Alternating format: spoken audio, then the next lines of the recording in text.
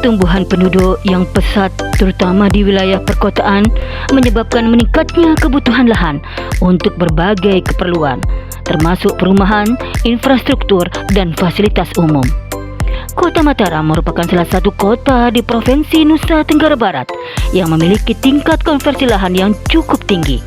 Luas lahan di Kota Mataram pada tahun 2021 adalah 1.497,26 hektar. Kemudian pada tahun 2022 terjadi pengurangan luas lahan menjadi 1.478,26 hektar atau terjadi alih fungsi lahan sebesar 15,74 hektar. Pada tahun 2023, luas lahan menjadi 1.381,84 hektar atau terjadi alih fungsi lahan sebesar 96,42 hektar. Alih fungsi atau konversi lahan memiliki dampak terhadap penurunan kapasitas produksi pangan dan kehilangan hasil pertanian secara permanen, dan daya dukung lahan pun saat ini semakin berkurang. Kondisi ini mendorong perlunya inovasi dalam pemanfaatan ruang yang tersedia di perkotaan. Salah satunya adalah atap rumah. Atap yang selama ini hanya berfungsi sebagai pelindung dari cuaca dapat dimanfaatkan menjadi lahan pertanian yang produktif. Pemanfaatan ruang atap untuk pertanian atap atau rooftop farming yang dapat menjadi sumber pangan tambahan. Konsep ini dikenal sebagai urban farming yang mengintegrasikan kegiatan pertanian ke dalam lingkungan perkotaan untuk mendukung ketahanan pangan, keberlanjutan lingkungan, dan pemberdayaan masyarakat. Banyak masyarakat perkotaan yang belum mengetahui pemanfaatan ruang atap untuk pertanian atau rooftop farming yang dapat menjadi sumber pangan tambahan. Sebagian besar atap rumah di kawasan perkotaan tidak dimanfaatkan secara optimal, meskipun memiliki potensi besar sebagai ruang produktif.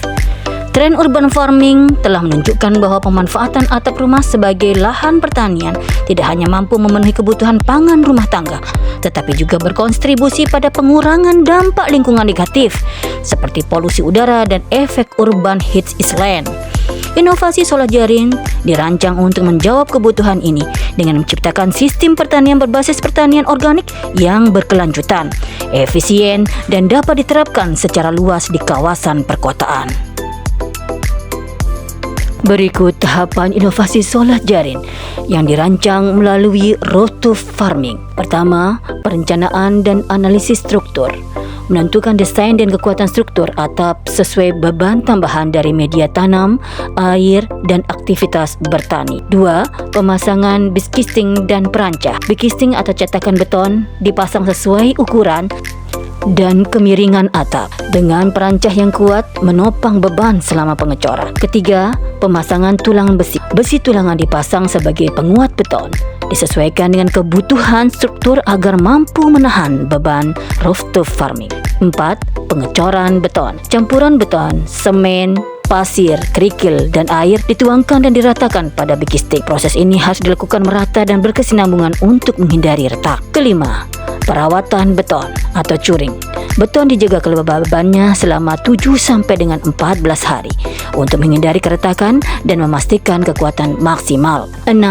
Waterproofing dan drainase. Setelah kering, permukaan dilapisi bahan kedap air dan sistem drainase dipasang untuk mencegah genangan. 7. Kemiringan atap ditujukan agar dapat mengalirkan air hujan atau air yang digunakan untuk menyirami tanaman. Dengan demikian, air tidak merembes yang menyebabkan kebocoran. Kedelapan, uji kekuatan dan kelayakan. Pengujian dilakukan untuk memastikan atap siap menanggung beban pertanian, media tanam, air, dan manusia. 9. Jenis tanaman. Pilih jenis tanaman yang tidak merusak struktur bangunan karena akarnya yang menjalar dan merambat ke dinding. Dan 10. Membuat bedengan. Buat bedengan setinggi 60 cm sebagai wadah media tanam.